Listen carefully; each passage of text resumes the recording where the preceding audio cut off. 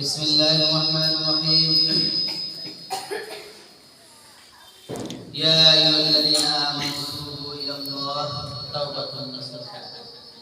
فقال سبحانه وتعالى: إن الذين آمنوا وعملوا الصالحات لهم جنات تجري من تحتها الأنهار ذلك الفوز الكبير. صدق الله العظيم وصدق رسوله النبي الكريم ونحن على ذلك من الشاهدين والشاكرين والحمد لله رب العالمين. সমস্ত প্রশংসা সেই মহান প্রতিপালকের জন্য, যিনি অত্যন্ত দয়া ও মেহেরবানি করে আমাদেরকে দ্বীনি মজলিসে বসবার তৌফিক দান করলেন। এই জন্য কালিমাতুশ শুকর আদায় করি আলহামদুলিল্লাহ। বিশ্ব মানবতার মুক্তির দূত সাইয়্যিদুল আম্বিয়া খাতামুন নবিয়্যিন রাহমাতুল লিল আলামিন আকায়ে নামদার তাজদারে মদিনা জনাবে মুহাম্মদুর রাসূলুল্লাহ সাল্লাল্লাহু আলাইহি ওয়াসাল্লামের প্রতি লাখ কোটি দরুদ ও সালাম সয় বলি সাল্লাল্লাহু আলাইহি ওয়াসাল্লাম।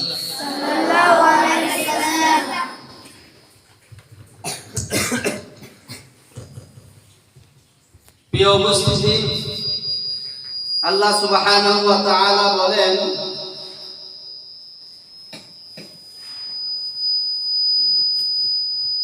ইয়া আইয়ুহাল্লাযীনা আমানুত্তাকুল্লাহ হাক্কা তুকাতিহি ওয়া লা তামুতুন্না ইল্লা ওয়া আনতুম মুসলিমুন। ইয়া আইয়ুহাল্লাযীনা আমানু, হে ঈমানদারগণ, ইত্তাকিল্লাহ, আল্লাহকে যথাযথ ভয় করো। বয়ানটা শুনবেন, সামনে বৃহস্পতিবার জিজ্ঞাসা করা হবে, এই বয়ানটা আপনারা করবেন, ঠিক আছে ইনশাআল্লাহ? জোরে বলেন ইয়া আইয়ুহাল্লাযীনা আমানুত্তাকুল্লাহ হাক্কা তুকাতিহি ওয়া লা তামুতুন্না ইল্লা ওয়া আনতুম মুসলিমুন। আল্লাহ রাব্বুল আলামিন মুসলমানদেরকে ডাক দিয়ে বলছেন, এই ঈমানদারগণ, আল্লাহকে ভয় করো। কাকে ভয় করো? আল্লাহকে। হাক্কা তুকাতিহি, যেমন ভয় করা প্রয়োজন তেমন ভয় করো। কি বলেছে বলেন?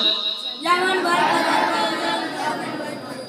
আমরা যারা সাধারণভাবে বাপকে যেভাবে ভয় করি, আল্লাহ সুবহানাহু ওয়া তাআলা বলেন সেইভাবে ভয় করলে হবে না। তুমি যেমন তোমার বড় ভাইকে যেভাবে ভয় করো, ঠিক তেমনি যদি আমাকে ভয় করো, তাহলে ভয় করা হবে না। বলেন হবে না। আল্লাহ বলেন হাক্কা তুকাতি, তুমি যেমন যেভাবে তোমার ওস্তাদকে ভয় করো, সেইভাবে যদি তুমি আমাকে ভয় করো, তাও চলবে না।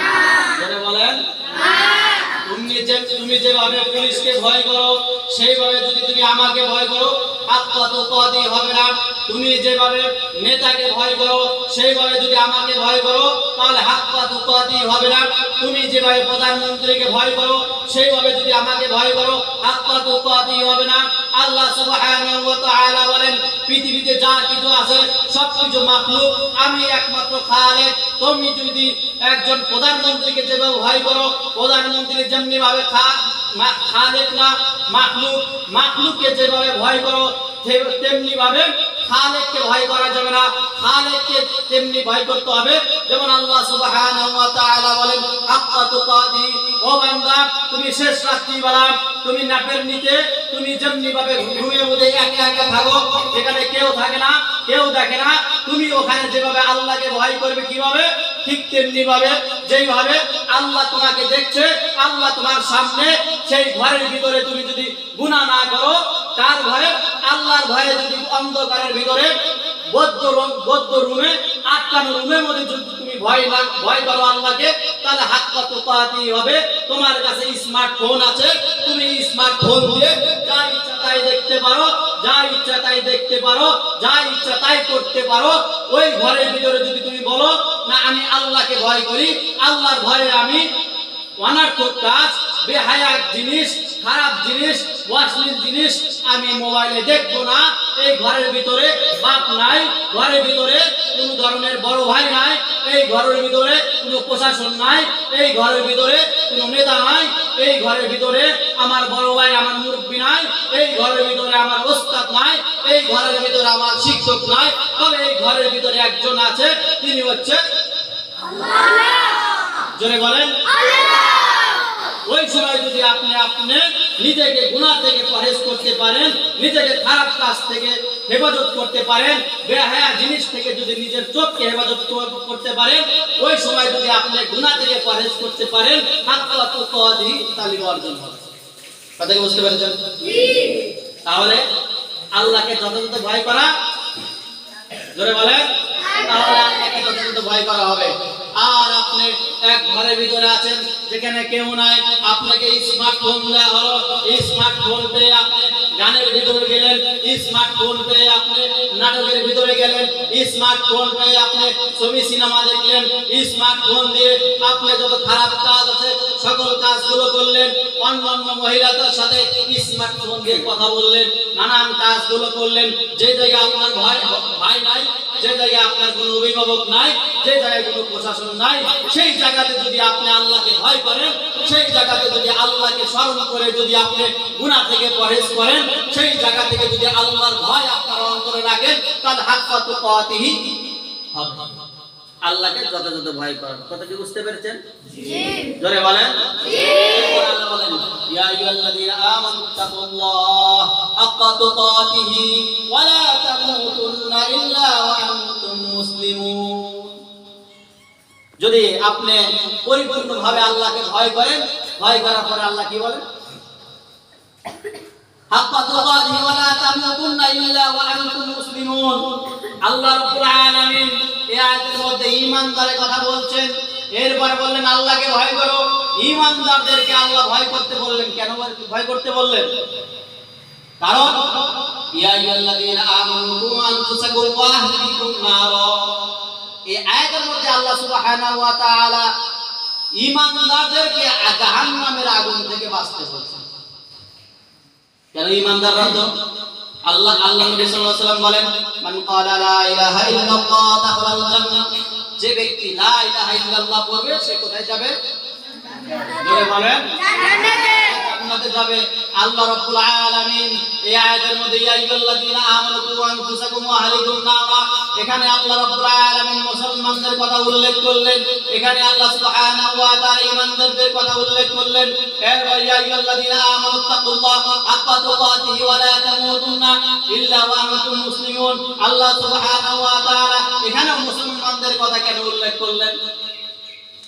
আল্লাহ মুসলমানদেরকে বলছে, ও মুসলমান, আয় ইমানদার, আমানতু বিল্লাহ কামা আমানতু বিল্লাহি ওয়া মালাইকাতিহি ওয়া কুতুবিহি ওয়া রুসুলিহি ওয়াল ইয়াউমিল আখির ওয়াল কদরি খাইরিহি ওয়া শাররিহি মিনাল্লাহি তাআলা ওয়াল বা'সি বা'দাল মাউত। যারা 7 জিনিসের উপর ঈমান আনে তাদেরকে বলা হয় ঈমান। আমরা 7 জিনিসের উপর ঈমান এনেছি। এরপরে আল্লাহ সুবহানাহু ওয়া তাআলা আমাদেরকে ডাকতে বলছেন, হে ঈমানদারগণ, তোমরা আল্লাহকে ভয় করো। কারণ কি?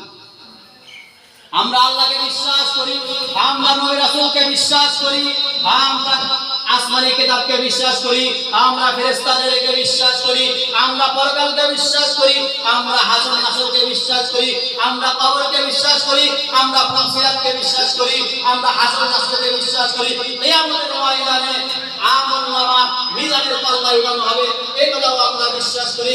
কবরের পর আবার আমাদেরকে কিয়ামতের ময়দানে উত্তোলন করবে, এই কথাও আমরা বিশ্বাস করি। আমরা ফেরেশতাদেরকে বিশ্বাস করি, আমরা আসমানি কিতাবকে বিশ্বাস করি, আমরা রাসূলকে বিশ্বাস করি। সব কিছু বিশ্বাস করার পর আল্লাহ রাব্বুল আলামিন আমাদেরকে ডাকতে কেন বললেন, হে ঈমানদারগণ, তোমরা আল্লাহকে ভয় করো। মানে কি?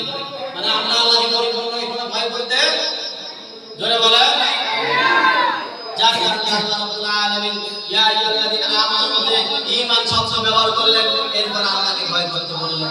এরপর 3 নাম্বার মুসলমান হতে বললেন। মুসলমানদেরকে আবার আল্লাহ রাব্বুল আলামিন বললেন, মানুষ তুমি মুসলমান না হয়ে, ঈমানদার না হয়ে ঈমানটাকে বলা হয় যারা আল্লাহকে বিশ্বাস করে, নবী রাসূলকে বলে, মানে তাদেরকে কি বলা হয়? যারা বলে ঈমানদার, তাদেরকে কি বলা হয়? সাতজনের উপরে ঈমান আমরা এনেছি, এই জন্য আমাদেরকে কি বলা হবে? জোরে বলেন। এই ঈমান শব্দ মুফাসসিরগণ তিন ভাবে তাফসীর করেছেন। কয়ভাবে?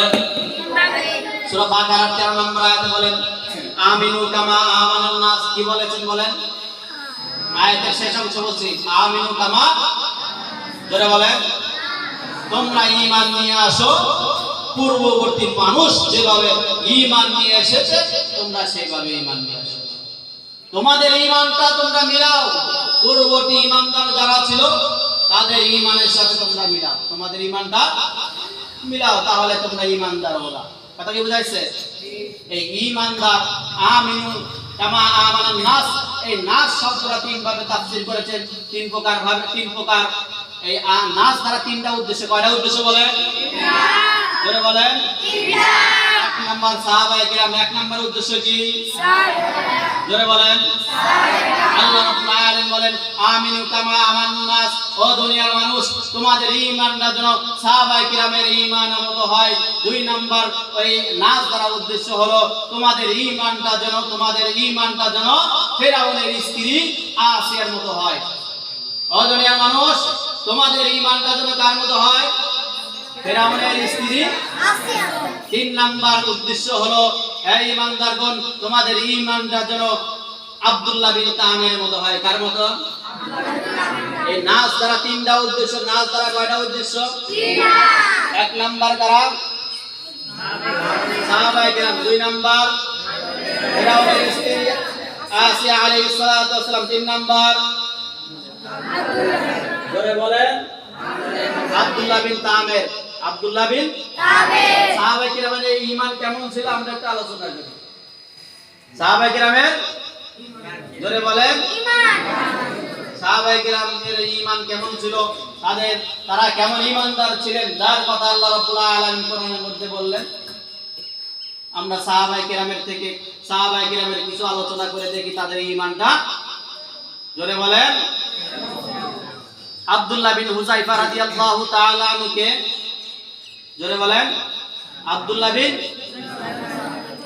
বিন হুযায়ফা রাদিয়াল্লাহু তাআলা আনহু পারস্যের বাদশার কাছে যখন ওই এলাকায় দাওয়াত দেওয়ার জন্য গেলেন। কার জন্য? জোরে বলেন।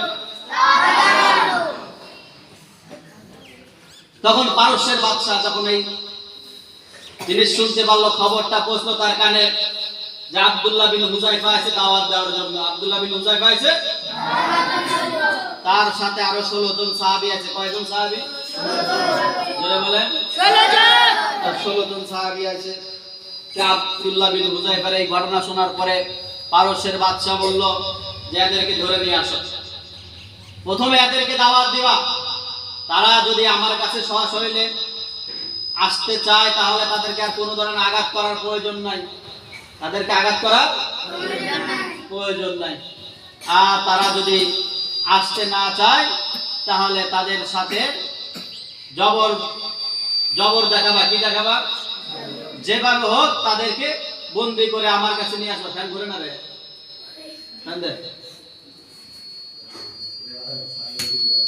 বুঝছেন? এরপরে তাদেরকে ধরে নিয়ে আসলো। নিয়ে আসার পরে পারস্যের সম্রাট বলতেছে আব্দুল্লাহ ইবনে হুযায়ফার দলের লোকজনকে বলছে তোমাদের দলের প্রধানকে, নেতাকে, আমিরকে সবাই বলবো আব্দুল্লাহ ইবনে হুযায়ফা আমাদের আমির সাহেব।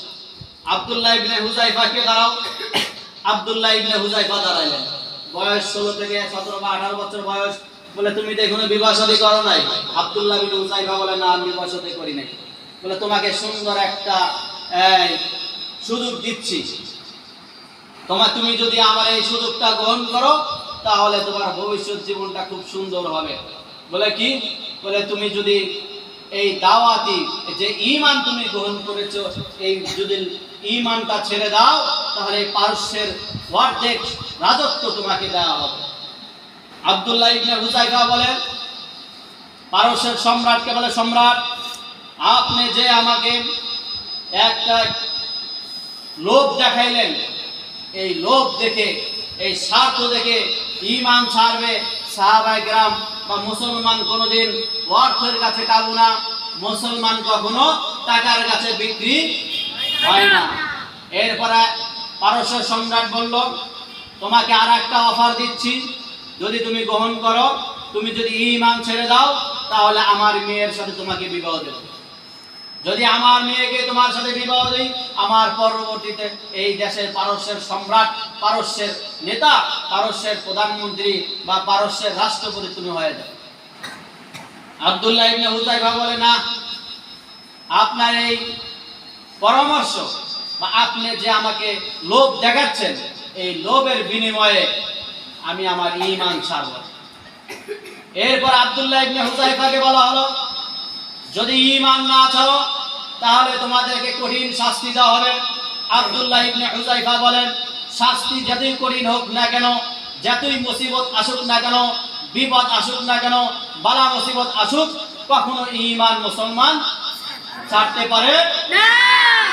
আব্দুল্লাহ ইবনে হুযায়ফাকে বন্দী করা হলো জেলখানায় 7 দিনের জন্য, 21 দিনের জন্য জেলখানা বন্দী করা হলো। তাদেরকে কোনো খানা পিনা দেওয়া হলো না, তাদেরকে কোনো।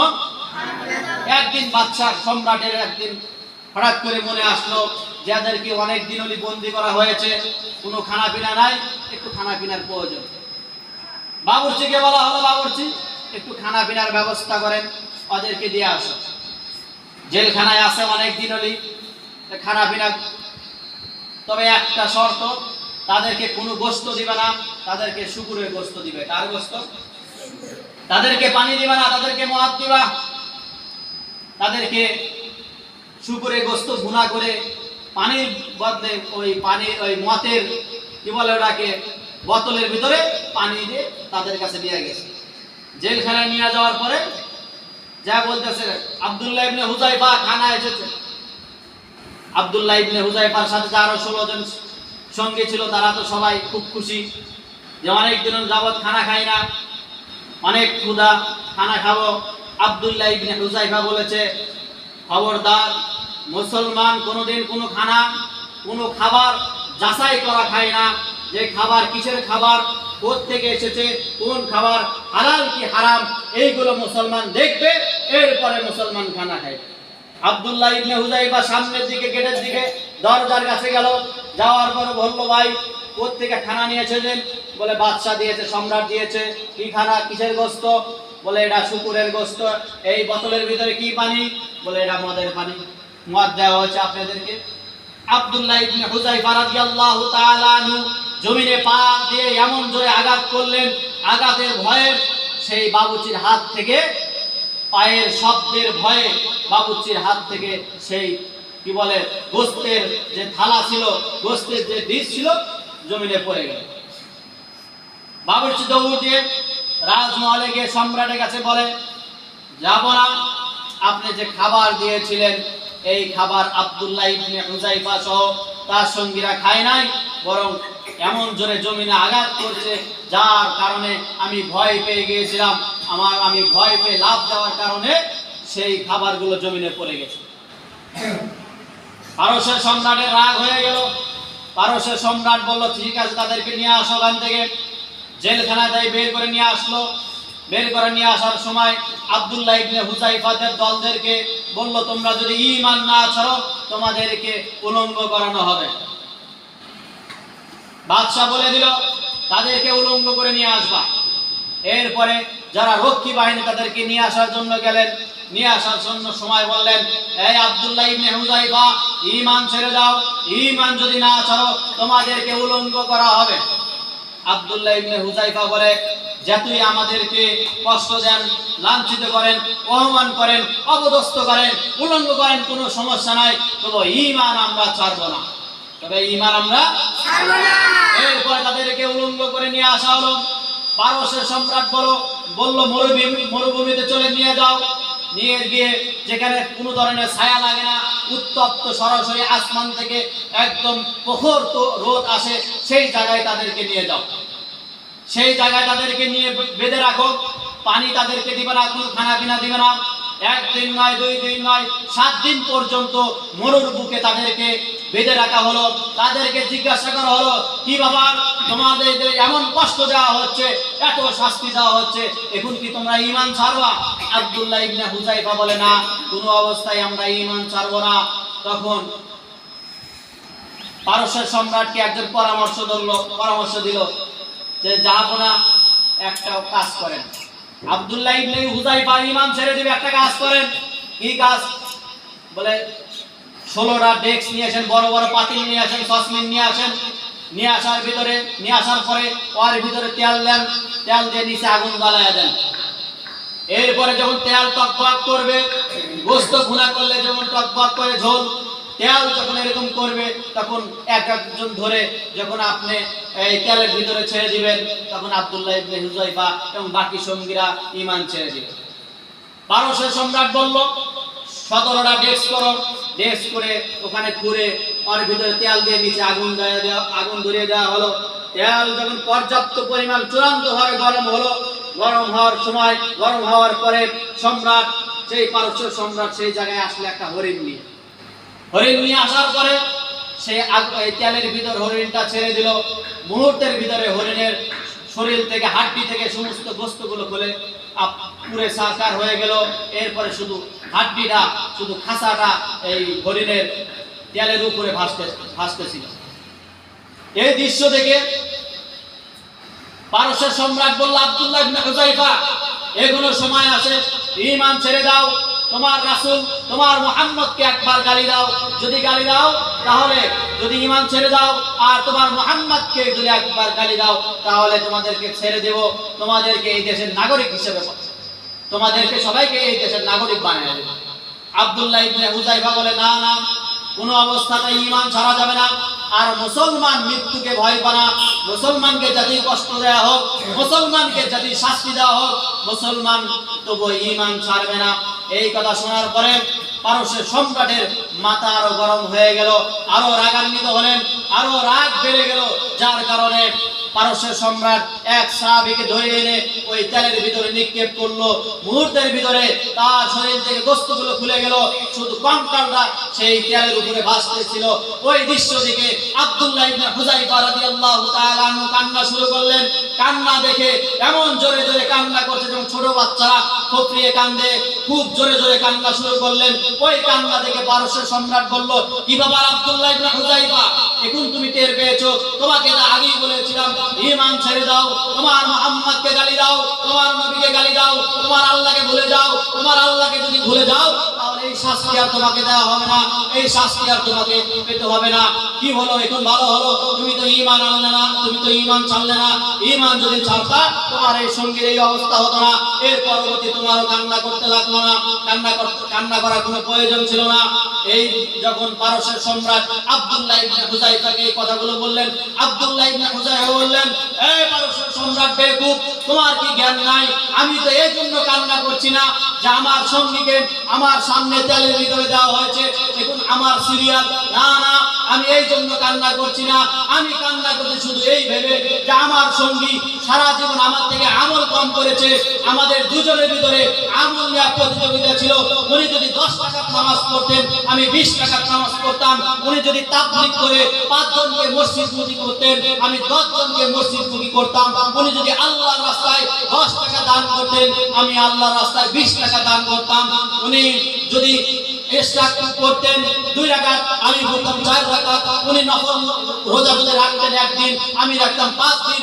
আমলের দিক থেকে সব থেকে তার থেকে সব সময় আমি বেশি ছিলাম। কিন্তু আজকে দুর্ভাগ্য, ওরা কপাল আমার অত্যন্ত খুবই মনে কষ্ট যে আল্লাহর জান্নাতে উনি সবার আগে চলে গেল। আমি এই ভেবে কান্না করছি, আমার আর কোনো উদ্দেশ্য নাই। এই কথা শুনে পারস্যের সম্রাটের তো অবস্থা খারাপ। কি মানুষ নাকি আর, যাদের সামনে এরকম জ্যান্ত মানুষকে তেলের ভিতরে দিয়ে ভাজা করা হচ্ছে আর ওরা মরণের ভয় পায় না। তখন পারস্য সম্রাট সবাইকে ছেড়ে দিয়ে তাদেরকে পাঠিয়ে দিলেন, ঠিক আছে তোমরা মদিনার সন্তান, মদিনায় চলে যাও। সুবহানাল্লাহ। দেখেন, এই ছিল সাহাবায়ে কেরামের ঈমান, যার কারণে আল্লাহ রাব্বুল আলামিন বলেন, আমিনু কামা আমানান নাস, ও দুনিয়ার মানুষ, তোমাদের ঈমানটা যেন আব্দুল্লাহ ইবনে হুযায়ফার মতো হয়। যদি তোমার ঈমান, তোমার বিশ্বাস, তোমার তাকওয়া যদি আব্দুল্লাহ ইবনে হুযায়ফার মতো হয়, তাহলে তুমি পরিপূর্ণ ঈমানদার। পরিপূর্ণ ঈমানদার, জোরে বলেন ঈমানদার। আব্দুল্লাহ ইবনে হুযায়ফার মতো হব ইনশাআল্লাহ। কোন অবস্থায় তো ঈমান ছাড়া যাবে না। এরপরে আল্লাহ এই নাজ দ্বারা 2 নাম্বার উদ্দেশ্য হলো ফেরাউনের স্ত্রীর ঈমান কেমন ছিল। একদিন ফেরাউনের মেয়ের চুল আসতেছে এক দাসী ভুয়া চুল আসানোর সময় চিরুনিটা যখন মাটিতে পড়ে গেলেন, মাটিতে পড়ে যাওয়ার পরে চিরুনিটা ওঠার সময় বিসমিল্লাহ বললেন। তখন ফেরাউনের মেয়ে বলল, কি বাবা তুমি বিসমিল্লাহ কেন বলবা? আল্লাহকে। কার নামে বললা? আল্লাহকে। তুমি আল্লাহর নামে যে চিরুনিটা উঠাইলা সে আল্লাহকে। ওই ভুয়া বলে, সেই কাজের মহিলা বলে, বান্দি বলে, দাসী বলে যে ওই আল্লাহ, যে আল্লাহ তোমাকে সৃষ্টি করেছে, যে আল্লাহ আমাকে সৃষ্টি করেছে। তখন ওই মেয়েটা বলে, ফেরাউনের মেয়ে বলে, ও আমার বাবা। আরে তোমার বাবা না, যে আল্লাহ তোমার বাবাকে সৃষ্টি করেছে ফেরাউনকে, যে আল্লাহ তোমাকে সৃষ্টি করেছে, যে আল্লাহ আমাকে সৃষ্টি করেছে, যে আল্লাহ তামাম বিশ্বের সমস্ত কিছুকে সৃষ্টি করেছেন, ওই আল্লাহর নাম বললাম। মেয়ে বলে, কি কয়? আমার পিতা ছাড়া কি আর কোনো খোদা আছে না? আমার পিতাই তো একমাত্র খোদা। বলে, না না, তোমার পিতা খোদা না, তোমার পিতাকে যে সৃষ্টি করেছে তিনিও আমাকে সৃষ্টি করেছে। ফেরাউনের মেয়ে দৌড় বাড়ির দিকে। কোথায়?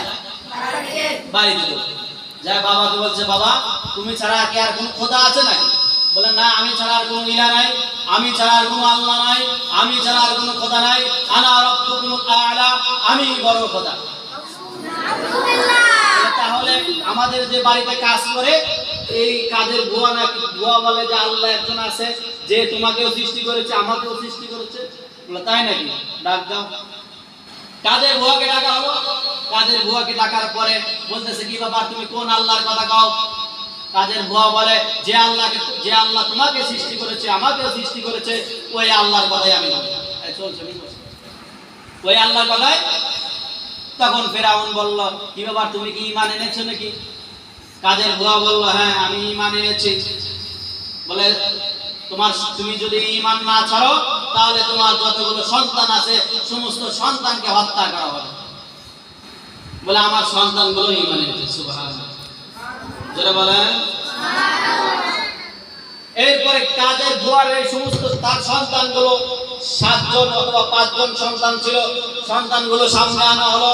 আনার পরে বলল, এই কাজের বুয়াকে বলা হলো, এই দাসী তুমি ঈমান ছেড়ে দাও, তুমি আল্লাহকে বিশ্বাস, যেই আল্লাহ এক আল্লাহকে বিশ্বাস করো, তার থেকে ভুলে যাও, আমার উপর ঈমান আনো, আমি আল্লাহ, আমি খোদা, আমি তোমাকে লালন পালন করি, অতএব তুমি আমাকে আল্লাহ মানো। যদি আমাকে আল্লাহ না মানো তাহলে তোমার সন্তানদেরকে হত্যা করা হবে। তখন সমস্ত সেই মহিলা বলল যে আমার সন্তানগুলো যদি হত্যা করেন, আমাকেও যদি হত্যা করেন, তবু আমি ঈমান ছাড়ব না। যে আল্লাহকে বিশ্বাস স্থাপন করেছি, যে আল্লাহকে মানি, যে আল্লাহকে ভয় করি, ওই আল্লাহর ঈমান অন্তরে রেখে আমি এই দুনিয়া থেকে বিদায় নিতে চাই। তার সন্তানগুলো, সেই কাজের বুয়ার সন্তানগুলোকে সবগুলোকে হত্যা করানো হলো। সবগুলোকে হত্যা করার পরে সেই মহিলাকে জবাই করা হলো। সেই মহিলাকে জোরে বলেন জবাই করার পরে ফেরাউন বাড়িতে এসেছে। ফেরাউন বাড়িতে আসার পরে তার স্ত্রী আসিয়াকে বলতেছে, আসিয়া একটা কাজ করে দিয়েছে। আসিয়া বলে, আপনি কি কাজ করছেন আমি ভালোভাবে জানি। বলে, কি জানো তুমি? বলে, আপনি ওই কাজের মেয়েকে আপনি জবাই করছেন। বলে, হ্যাঁ। তুমি কিভাবে জানলা? বলে, আমি আসমানের দিকে তাকায় দেখলাম হাজার হাজার নয় লক্ষ লক্ষ ফেরেশতা এসেছে সেই কাজের ভুয়ার আত্মাটা আল্লাহর কাছে নেওয়ার জন্য। সুবহানাল্লাহ। আমি আফসোস করতে শুরু করলাম, হায় হায় আফসোস, কি সামান্য একটা কাজের মহিলা যার আত্মা বহন করার জন্য হাজার হাজার লক্ষ লক্ষ ফেরেশতা এসেছে আসমান থেকে, সেই জমিনে এসেছে। আজকে যদি আমার আত্মাটা বহন করার জন্য এরকম ফেরেশতারা আসতো, আমার সৌভাগ্যটা কতই ভালো হতো, আমার কতই না সৌভাগ্য হতো, আমি কতই না আনন্দ পাইতাম যে আমার আত্মা বহন করার জন্য এরকম হাজার হাজার ফেরেশতা এসেছে। আসমানে বলা বলে শুরু করছে। একদল ফেরেশতা বলে, এই মহিলার আত্মা আমরা নিয়ে যাব। আর একদল বলে, না না, এই মহিলার আত্মা আল্লাহর দরবারে আমরা নিয়ে যাব। আর একদল ফেরেশতা বলে না না তোমরা নিতে পারবে না, এই মহিলার আত্মাকে বহন করে আমরা আল্লাহর কাছে নিয়ে যাব। এরকম প্রতিযোগিতা শুরু করলো। আমি আফসোস করলাম, ভাই ওই আত্মাটা যদি আমার হতো। ফেরাউন বলে কি বাবা ঘটনা কি, ঈমান এনেছো নাকি?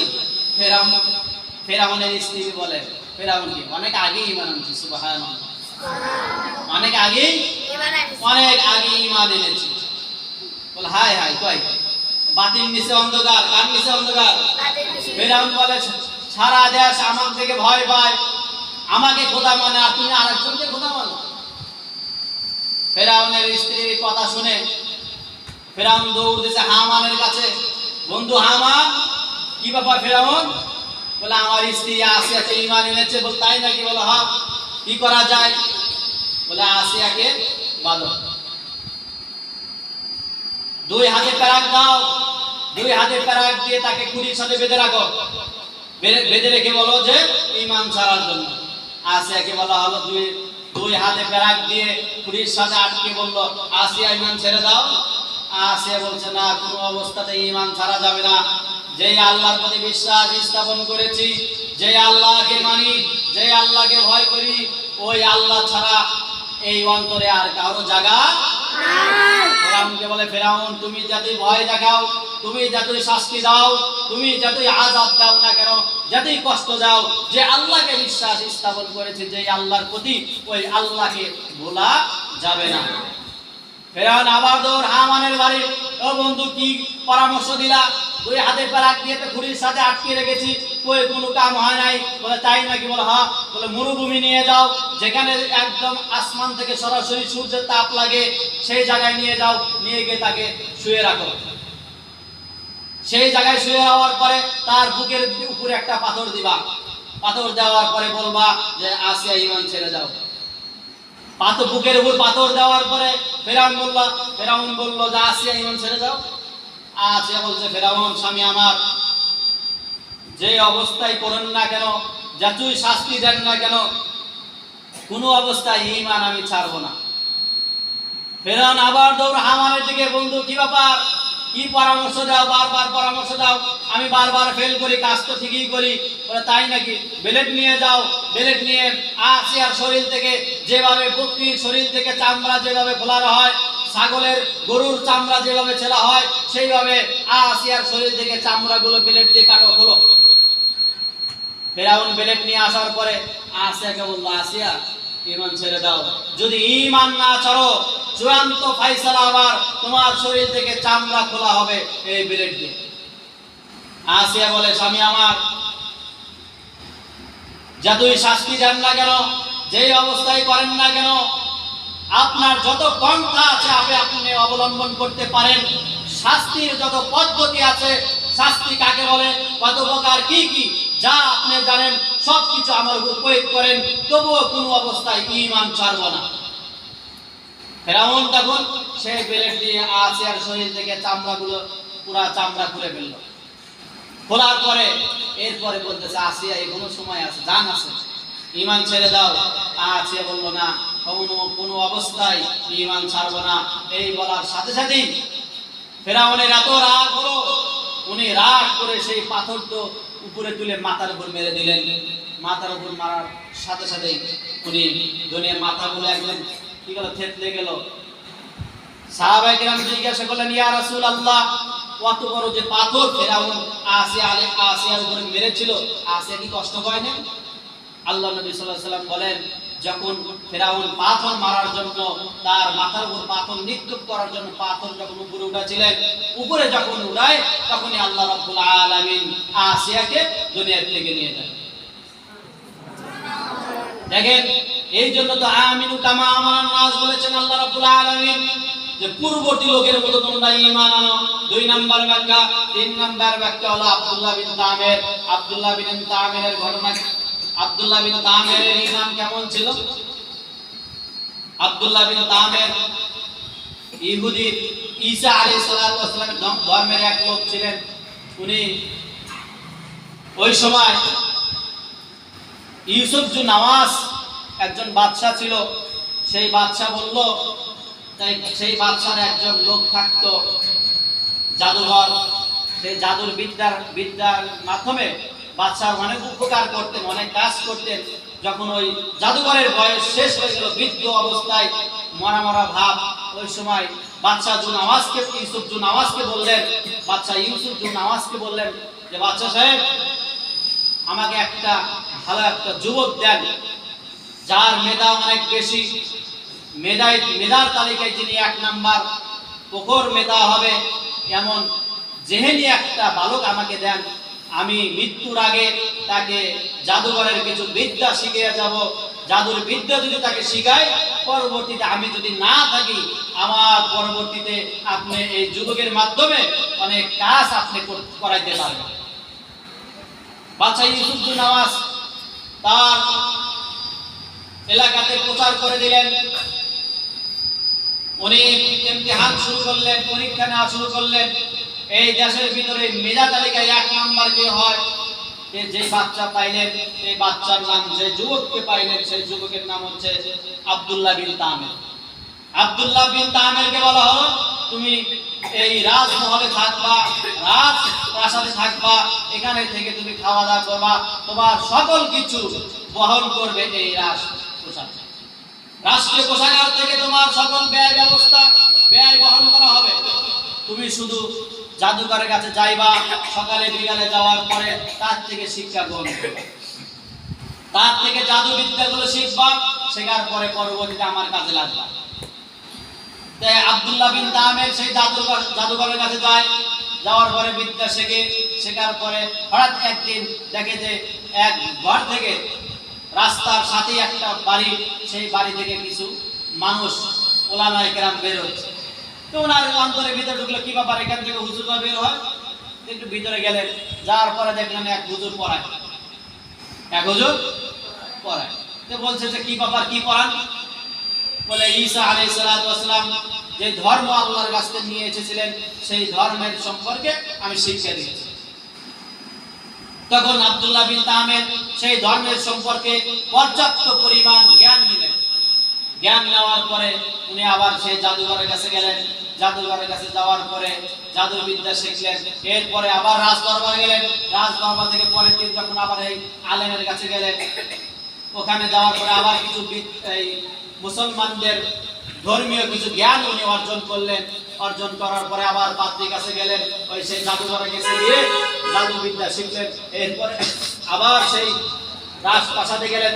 ওখান থেকে যখন পরের দিন আবার যখন জাদু শেখার জন্য বের হইলেন, দেখলেন রাস্তার মাঝখানে একটা বিশাল বড় হিংস্র প্রাণী। তখন আব্দুল্লাহ বিন তামির চিন্তা করলেন, এতগুলো মানুষ, চতুর সাইডে মানুষ, সবাই ভয় পাচ্ছে, কেউ সেই হিংস্র প্রাণীর কাছে যাচ্ছে না, সবাই ভয়ে আছে। রাস্তার মাঝখানে একে যদি এখান থেকে সরানো না হয়, তাহলে এই দিকের মানুষ ওই দিকে যাবে, ওই দিকের মানুষ এই দিকে যাবে, যাইতে পারছে না শুধুমাত্র হিংস্র প্রাণীর কারণে। তখন আব্দুল্লাহ বিন তামির মনে মনে ভাবলেন, যদি ওই মৌলবীর কথা, যদি ওই আলেমের কথা সত্য হয়, যে জ্ঞান সম্পর্কে আমাকে ধারণা দিয়েছেন, যে আল্লাহ সম্পর্কে আমাকে ধারণা দিয়েছেন, যে এক আল্লাহর কথা বলেছেন, তাওহীদের কথা বলেছেন, তার ধর্ম যদি সঠিক হয়, তাহলে আমি তার নামে একটা পাথর মারবো। সেই পাথর মারার কারণে ওই প্রাণীটা যেন মরে যায়। আর যদি এই জাদুঘরের বিদ্যা সত্য হয়, জাদুঘরের যে জ্ঞান, সেই জ্ঞান আমাকে যে শিক্ষা দিয়েছে, এই জ্ঞান যদি, এই জাদু বিদ্যা যদি সত্য হয়, এই জাদু বিদ্যা দিয়ে আমি পাথর মারবো, তাহলে যেন হিংস্র প্রাণীটা মারা যায়। যার যে পাথরের মাধ্যমে হিংস্র প্রাণীটা মারা যাবে, আমি বুঝবো তার ধর্মটাই সঠিক। আব্দুল্লাহ বিন তামির প্রথমে সেই জাদু বিদ্যা, জাদুঘর যেগুলো জাদু শিখিয়েছিল, সেটার মাধ্যমে পাথর নিক্ষেপ করলেন। পাথর ওই পর্যন্ত পৌঁছলো না, সে প্রাণীটাও মারা গেল না। এরপরে আব্দুল্লাহ বিন তামির আরেকটা পাথর নিলেন। পাথর নেওয়ার পরে আল্লাহ বলে, আল্লাহর নামে বিসমিল্লাহ বলে পাথর নিক্ষেপ করলেন। নিক্ষেপ করার সাথে সাথে সেই পাথরটা আল্লাহ রাব্বুল আলামিন কুদরতি শক্তির মাধ্যমে সেই হিংস্র পানির উপরে ফেললেন। এরপরে পানিটা সাথে সাথেই মারা গেল। লোকজন তো হাওয়া করে চিল্লে উঠছে, কি ব্যাপার, এই বাচ্চা তো সাধারণ বাচ্চা না, বাচ্চার ভিতরে মাল আছে, এই বাচ্চার ভিতরে অনেক কিছু আছে, সবাই এই বাচ্চার কাছে যাওয়া শুরু করলো, আব্দুল্লাহ বিন তামের কাছে। আব্দুল্লাহ বিন তামের কাছে যাওয়ার পরে বলল যে আব্দুল্লাহ বিন তামের, আমাকে একটু ব্যবস্থা করে দাও, আমার এই চোখের সমস্যা, আমার চোখটা ভালো করে দাও। আব্দুল্লাহ বিন তামের কাছে আরেকজন এসে বলে, আমার সবসময় অসুখ, আমাকে একটু সুস্থ করে দাও। আব্দুল্লাহ বিন তামের বলে, সুস্থ করার মালিক আমি না, তবে আমি সুস্থ করার মালিক যিনি, তার নামে আমি তোমাকে ঝাড়া দেব বা ফু দেব, আল্লাহ তাআলা ইনশাআল্লাহ ছেড়ে দেবে। তবে শর্ত হলো, আমি যে আল্লাহর নামে তোমাকে সুস্থ করে দেব, যে আল্লাহ তোমাকে সুস্থ করে দেবে, সেই আল্লাহর প্রতি তোমার ঈমান আনতে হবে, বিশ্বাস স্থাপন করতে হবে। এরপরে বিসমিল্লাহ বলে যে অন্ধ, তার চোখ খুলে দেয়, তার সে সুস্থ হয়। বিসমিল্লাহ বলে শরীরে মুছে দেয়, সে অসুস্থ ব্যক্তি, রোগী ব্যক্তি সুস্থ হয়ে যায়। অনেকগুলো মুসলমান হলো। বাদশা ইউসুফ জু নওয়াজ এই কথা শুনে রাগ হলেন, কুতিলা আসহাবু ঘটনার মধ্যে। এরপরে বাদশা ইউসুফ জু নওয়াজ কি করলেন, তার সকলকে, অনেক মানুষকে, বাদশা ইউসুফ জু নওয়াজের দরবারে একটা মন্ত্রী ছিল যে অন্ধ। ও অন্ধ যখন শুনলো, সারা দেশে তো হয়ে গেছে, হয়ে যাওয়ার পরে ঘটনা প্রচার হয়ে গেছে। হওয়ার পরে সেই অন্ধ মন্ত্রী বলল যে, এই বাচ্চা আব্দুল্লাহ বিন তামেরকে বলল, আব্দুল্লাহ বিন তামের, আমি তো অন্ধ, আমাকে একটু সুস্থ করার ব্যবস্থা করে দাও, একটু ঝাড়া দিয়ে দাও না তোমার জাদুবিদ্যার মাধ্যমে।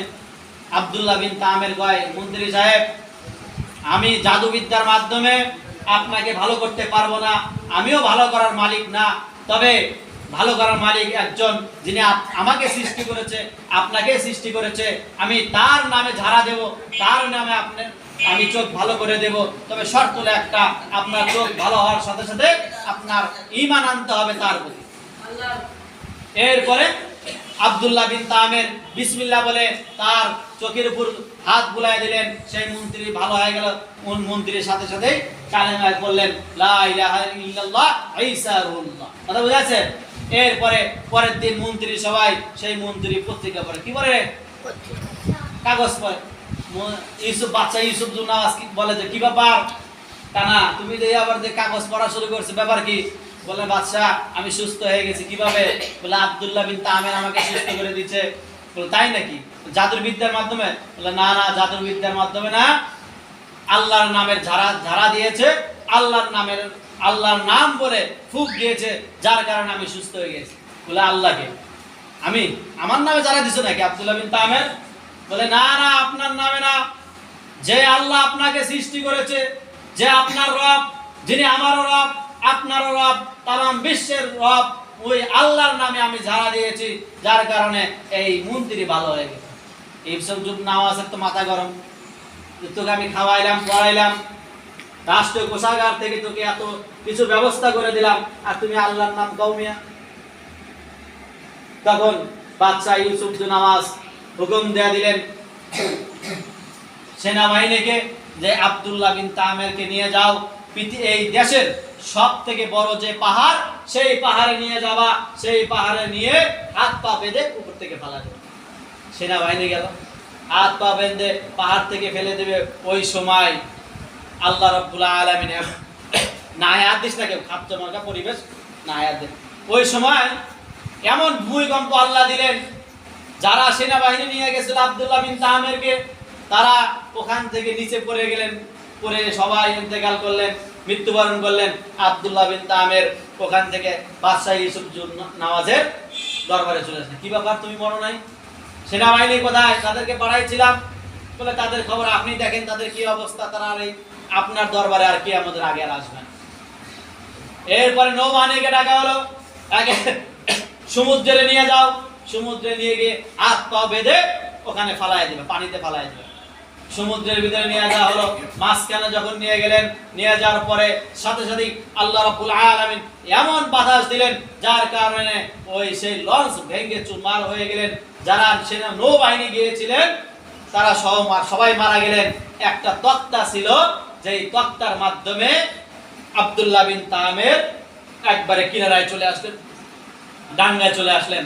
আসার পরে এলাকার লোকজন দেখলেন কি ব্যাপার, তাজা মানুষ, ওখান থেকে এত দূর থেকে আসলেন, মনে নাই, স্বাভাবিক তো মানুষ না। এরপরে ওনাকে জিজ্ঞাসা করা হলো কি ব্যাপার, আপনি ওই পানির ভিতর থেকে আসলেন, অত দূর থেকে আসলেন, আপনার সঙ্গী সবাই মারা গেল, আপনি কেন মরলেন না?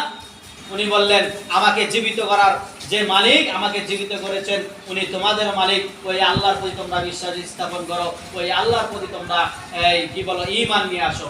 তখন ওখানকার মানুষ, হাজার হাজার মানুষ আব্দুল্লাহ বিন তামিরের হাতে হাত রেখে সবাই ঈমানদার হয়ে গেলেন। এই সংবাদ যখন বাদশা ইউসুফ জুন নাওয়াজের কাছে গেলেন, ইউসুফ জুন নাওয়াজ তো পেরেশান, কি ব্যাপার। আব্দুল্লাহ বিন তামির ইউসুফ জুন নাওয়াজের দরবারে গেলেন, যা বললেন, ইউসুফ জুন নাওয়াজ দেখে বলেন, কি ব্যাপার, সেই আমার নৌবাহিনী কোথায়? ইউসুফ বাদশার এই উত্তরে আব্দুল্লাহ বিন তামির বললেন যে তাদের খবর আপনি দেখে আসেন যে তারা বেঁচে আছে কি নাই। তাদের খবর নিলেন, দেখলেন যে না, তারা কেউ আর জীবিত নাই, তাদের অবস্থা খুব ভয়াবহ হয়েছে। বললে, কি ব্যাপার, তুই মরবি কিভাবে? ইউসুফ জুন নাওয়াজ কি বলতেছে, আব্দুল্লাহ বিন তামির, তোমার ইন্তেকাল কিভাবে সেটা বলো। আব্দুল্লাহ বিন তামির বলে, বাদশা ইউসুফ জুন নাওয়াজকে বলে, বাচ্চা, আমার মৃত্যু আপনি যতই আপনি ব্যবস্থা নেন না কেন, আমাকে আপনি মৃত্যু দিতে পারবেন না। আমাকে